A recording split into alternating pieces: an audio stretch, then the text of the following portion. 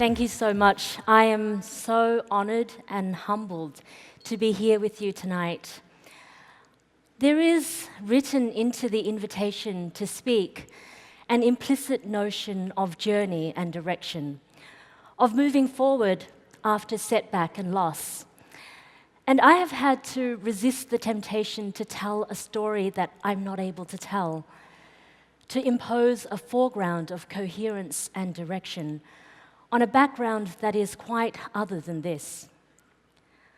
I've also had to resist the temptation to generalize my own experience, to claim certainties that I don't have any right to claim, and of course, to speak far too early in life about life. My mother can speak about life, so could my grandmother. So what has come into view for me with the invitation to speak here tonight? Well, first of all, some understanding of why people may be interested in what lies between the small girl in a boat slipping away from war-ravaged Vietnam and the young woman heading a startup company that is working on the frontiers of brain research to advance our understanding of the human brain and enable early identification of mental and other neurological conditions. The company I founded now has thousands of partners in over 100 countries working on direct applications that will make astonishing differences to life's possibilities for people with limited mobility, epilepsy, ADHD, and so many more neurologically based conditions. But something else has also come into view, and this is what I want to talk about tonight. It's the image of a tabletop covered with a largely uncompleted jigsaw. The perimeter of the jigsaw is partly in place, and some of the pieces of the puzzle are joined along all sides. Some of the pieces are joined along one side, but not on the other, and most of the pieces are still off to the side, yet to find their place. So I don't have a story to tell, a picture to offer, and I'm happy to leave the story and the picture to the future. But I can tell you about some of the pieces of the jigsaw that are in place. To me, they speak about resilience, and I hope that they can also mean something to you. The first piece of the jigsaw tells the story of a man who was a poet, a playwright, a musician, a journalist, an author, a passionate believer in his country's unity and freedom, an outspoken critic of the French colonialists, the communist ideologues, the American abstractions that treated his country like a domino on a board game, the pervasive corruption of the leaders he hoped in. A man who had to burn his life's work, his books and manuscripts, as the communists entered Saigon, who saw the triumph of pettiness, jealousy, and greed, who had to confront the fact that his life's dream had been a complete waste of time, a man who retreated into silence. Words for so long, his friends, his allies now mocked him. A man who, quite simply, died, broken and crushed by history. I didn't know my grandfather. My mother was 15 when he died. He had already arranged for her to marry, knowing that one of the invading soldiers would claim her. By the time she was 18, she had 2 daughters, me and my sister, 1 year younger. But even though I didn't know my grandfather, his life has been laid down in mine, mostly by my grandmother, and not as a memory, but as a duty, a responsibility, a lesson to be learned. The duty, not to allow his life to have been in vain, not to let his suffering and the suffering that was to follow be wasted. And the lesson? Well, the lesson was this. Yes, history tried to crush us, but, and this is said in the barest whisper, we, your mother and I, endured. The next piece of the jigsaw has along its edges a coastline indented with inlets and estuaries, each one dark and misty in the hours before dawn. Each one the only possibility in a country whose possibilities had been forced right to its edges, into boats that slipped silently out to sea. Each boat to become a metaphor for the lives that would now be lived if they survived by the people on board. 4 years separated my grandfather's death and the departure of the boat. And for my waiting in life's wings until the death of her father and the arrival of her daughters, life had distilled itself into one task: to organize the escape of her family and begin a new life in Australia. For her, this task had properties that gave her such strength and tirelessness and persistence and ingenuity that no array of laws or institutions or armed patrols could have prevented her. It was inconceivable to her that she would not succeed. From where did this strength and resolve come to the life of a 17-year-old? I don't know, although I don't think it's coincidental that it came at the intersection of life and death. And it was at the intersection of life and death, her father's death and her daughter's new lives, that did this. My mother wasn't driven by ideas or abstractions as her father had been, but by the clasp of life itself. So after a 4-year saga that defies fiction, a 21-meter former US tugboat, disguised as a fishing vessel, with 161 people crouched out of sight, at 3 a.m, nosed its way out to sea. All the adults knew the risks: capture and life in prison, a failed engine and lingering death, pirates, rape and a quicker death, storms and drowning. Like most adults on the boat, my mother carried a small bottle of poison. She and my grandmother had agreed. If we were captured by pirates, firstly, my sister and I, then they would drink. Even if we survived the pirates, they knew that the memories of what would happen would be too painful to bear. My father remained behind in case we were captured and had to be cared for in prison. Unbeknown to my mother, he was captured, spent 10 years in jail, isolated from the outside world, attempted suicide, and then was released, sick and broken, to piece together another life. My earliest memories are from the boat: the steady beat of the engine, the bow dipping tirelessly into each wave, the vast and empty horizon. I don't remember the pirates who, my mother tells me, came many times but were wary of the steel-hulled tugboat, or the engine dying and the rising panic as time and again for 6 hours it failed to start. But I do remember, after 5 days at sea, the lights on the oil rig off the Malaysian coast filling the night sky like stars, and the young man who, on seeing the oil rig, collapsed and died. The journey's end, too much for him. And the first apple I tasted, given to me by the men on the oil rig. No apple has ever tasted the same. After 3 months in a refugee camp, we landed in Melbourne, Australia. And my grandmother, my mother, my sister and I began a new life. So the next piece of the jigsaw is about 4 women across 3 generations living in the same house and shaping a new life together. Do you think it's strange that I refer to my sister and myself as women?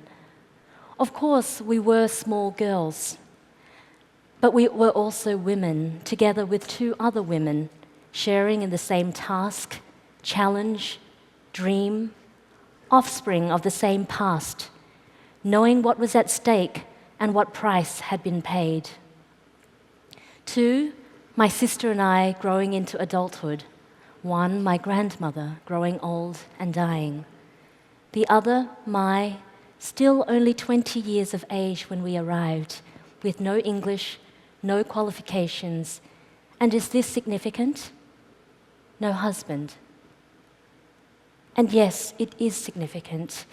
If you understand the status of a young single mother in the Vietnamese diaspora, and if you refresh your thoughts concerning the way in which women are constructed in virtually all cultures, incomplete and limited in possibilities without a man. But she was indomitable, unafraid, and audacious. She would care for her mother. She would forge a new life. And nothing would stand as a barrier between her 2 daughters and this new life. For the first time, the world was full of possibilities. She had been in the boat, and she would never lose its lessons.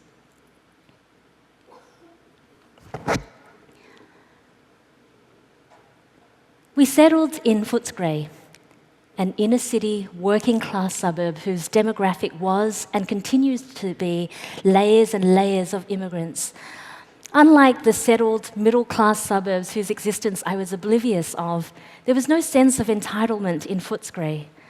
The smells from shop doors were from the rest of the world, and the snippets of conversation were in English without articles, conjunctions, and tenses, between people who had one thing in common. They were starting again. Homegrown vegetables and saved seed and clothes and cooking utensils and scraps of precious information about how to catch the train or who was a good doctor or which factory was looking for workers were all exchanged in halting English and goodwill. My mother worked on farms, harvesting potatoes and carrots, leaving home at 4 in the morning. Then on the assembly line of a car manufacturer, working double shifts 6 days a week. Somehow she found time to study English and gain university qualifications. We were poor. All the dollars were allocated each week, and extra tuition in English, mathematics, and music was budgeted for, regardless of what missed out, which was usually new clothes. They were always second-hand, 2 pairs of stockings for school, each to hide the holes in the other. A school uniform down to the ankles instead of the knees because it had to last for 6 years. The embarrassment of a migrant kid's homemade school lunches, the child's fear of difference. And there were the rare but searing chance of slit eye, the graffiti on the occasional wall. Asian, go home. Go home to where? Something stiffened inside me, reinforced by my mother's mantra. Education. You must have education. There was a gathering of resolve and a quiet voice inside me saying, I will bypass you. My mother, my sister, and I slept in the same bed. My mother was exhausted each night, but we told one another about our day and listened to the movements of my grandmother around the house. My mother suffered from nightmares all about the boat, and I knew that my job was to stay awake until her nightmares came so I could wake her. Throughout those years, there was nothing that did not matter. Now that anything was possible, everything counted. My mother opened computer stores, then studied to be a beautician and opened another business. And the women came, both to our business and to our home, each one with her own story, so often about husbands and fathers who could not make the transition, angry and inflexible and violent, and troubled children caught between 2 worlds. Government grants and sponsors were sought. Centres were established and staffed. I lived in parallel worlds, In one, I was the classic Asian student, striving for excellence in everything, relentless in the demands I made on myself. In the other, I was enmeshed in lives that were precarious, often tragically scarred by violence, drug abuse, and isolation. But so many over the years were helped, encouraged, strengthened, and replenished. And for that work, when I was a final year law student, I was chosen as the Young Australian of the Year, and I was catapulted from one piece of the jigsaw to another, and their edges didn't fit. Tan Lee, anonymous Footscray resident, was now Tan Lee, law student, refugee, and social activist, and on the front page of the nation's newspapers, invited to speak in venues she had never heard of, and into homes whose existence she could never have imagined, in which one painting on the wall was worth many times the value of our home, one bottle of wine a year's tuition fees, in which the presuppositions and nuances in the talk bypassed me as effectively as an 8-lane freeway. I didn't know the protocols. I didn't know how to use the cutlery. I didn't know how to talk about wine. I didn't know how to talk about anything. At first, I simply smiled and agreed with everyone, but I was terrified. I felt like a fraud, an imposter. I had always been young at school, young at university, and now it had caught up with me. I was far too young and ill-equipped to be Young Australian of the Year. I wanted to retreat to the routine and comforts of what I knew, home in an unsung suburb, a grandmother, a mother, and 2 daughters, ending each day as they had for almost 20 years, ending each day by telling each other the story of their day and falling asleep, the 3 of us still in the same bed. I told my mother I couldn't do it. She refreshed my memory and reminded me that I was now the same age she had been when we boarded the boat. No had never been an option. Just do it, she said, and don't be what you're not. So I stopped smiling and agreeing. I spoke out on youth unemployment and double standards in the education of the young and the neglect of the marginalized and disenfranchised. And the more candidly I spoke, the more I was asked to speak at high-level gatherings and think tanks, and at schools and service clubs. And the young people in schools were the most important, especially the migrant kids, and especially the girls, unable to reconcile the claims of duty and the possibilities of life. And I met and talked with Olympic athletes and musicians and high-flying executives and scientists and so many more, all who are doing the thing that they loved, all living on the frontiers of possibility. And even though I still intended to finish my degree and settle into the trajectory of a typical career in law, I later realized that this was no longer possible. This was another piece of the jigsaw. Along one side it was joined, but along the other side its geography was different. There again were the inlets and estuaries, each with its own possibilities. And another realization began to take shape for me that year, although I only knew this years later. And this was that it is okay to be an outsider, always a recent arrival, always new on the scene. And not just okay, but something to be thankful for, a strength, a special sort of freedom. Because belonging, being an insider, being embedded, can so easily collapse the horizons, can so easily mean accepting the presumptions of your province. People sometimes ask me if they should leave and start their own startup. And even though I'm tempted to say, just do it, I don't.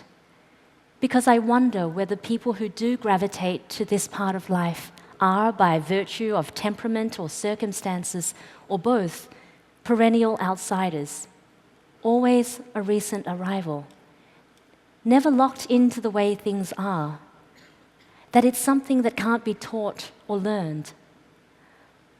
But it took a conventional year with a law firm in order for me to know this about myself. And this brings me to the last piece of the jigsaw. I had stepped outside my comfort zone enough now to know that yes, the world does fall apart, but not in the way that it threatens to. It does become formless and chaotic, but also strangely roomy and receptive. Meetings that would not have been allowed by the so careful guardianship of my comfort zone were outrageously encouraged. Meetings with people, with ideas, with possibilities. There was an energy there, a restlessness, a ferment, an implacable optimism.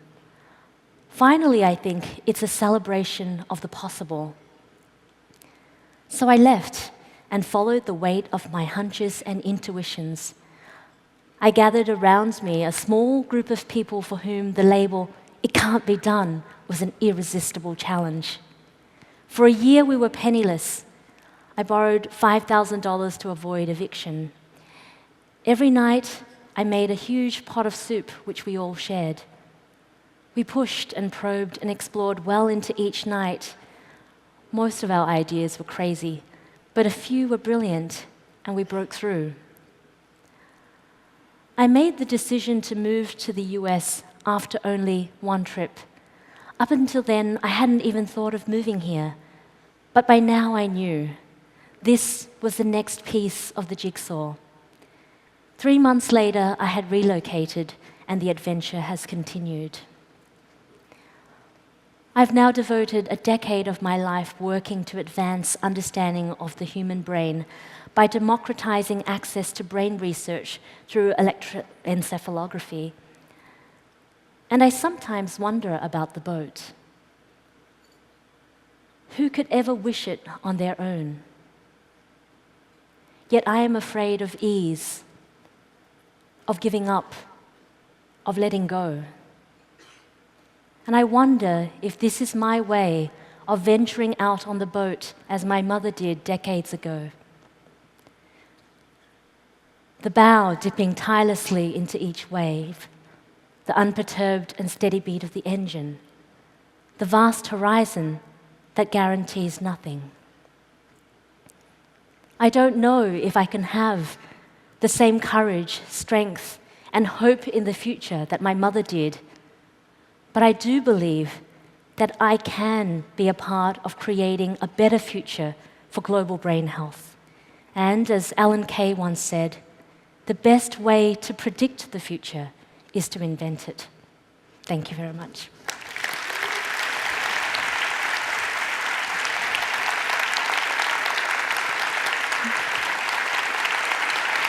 You're amazing. Thank you. Thank you, Sis. Thank you so much. Is she amazing? Is she amazing? Thank you. Oh my goodness. Thank you so much for sharing your story with us, Todd. Thank you, Sis. Thank you. Thank you Oh, for my having goodness. me. Oh, absolutely incredible.